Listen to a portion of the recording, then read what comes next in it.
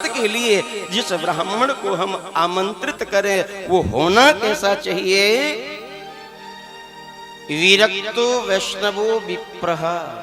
बड़ी सुंदर बात यहां श्री व्यास जी महाराज ने लिखी है। सबसे पहली बात उसके मन में विरक्ति होनी चाहिए। दूसरी बात वो वैष्णव होना चाहिए, भगवान को मानने वाला, ईश्वर को मानने वाला हो। तीसरी बात वो विप्र ही होना चाहिए। देखिए यहां ब्राह्मण शब्द का प्रयोग नहीं किया है, व्यास जी ने यहां पंडित जी का नाम लेकर के ये शब्द प्रयोग नहीं किया है। यहां जो शब्द प्रयोग किया है वो लिखा है विप्रः। वैसे तो ब्राह्मण, द्विज, विप्र प्राय एक ही अर्थ निकलता है, लेकिन इनमें भी सूक्ष्म भेद है। ब्राह्मण कौन है? बोले जो ब्राह्मण और ब्राह्मणी के घर में जन्म ले।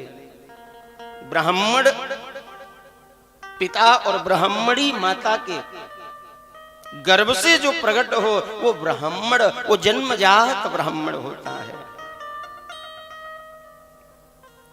उसके पश्चात उसका यज्ञोपवीत संस्कार जब हो जाता है तो वो द्विज बन जाता है, गायत्री जपने का अधिकार मिल जाता है, वेद अध्ययन शास्त्र अध्ययन का अधिकार मिल जाता है, तो वो द्विज बन जाता है।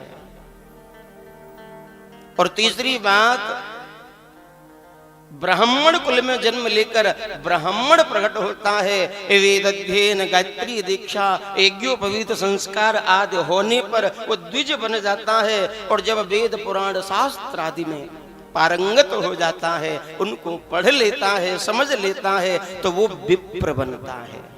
और ऐसे विप्र को अधिकार है हमें व्यास गादी पर बैठ करके भगवान की कथा श्रवण कराना।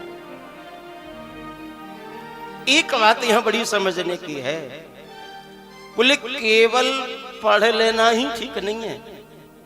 वेद पुराण शास्त्र आदि वो पढ़ा भी हो और पढ़ने के साथ साथ उसने समझा भी हो, क्योंकि पढ़ तो कोई भी लेगा, पढ़ करके तो कोई भी सुना देगा।